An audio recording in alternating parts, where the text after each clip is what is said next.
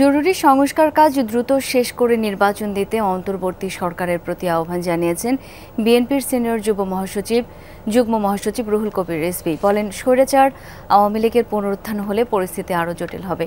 সকালে আমরা বিএনপি পরিবারের উদ্যোগে কোটা সংস্কার আন্দোলনের শহীদ তাহমিদ ও মাসুদ রানার পরিবারের খোঁজ খবর নিতে মিরপুরে যান রিজভী।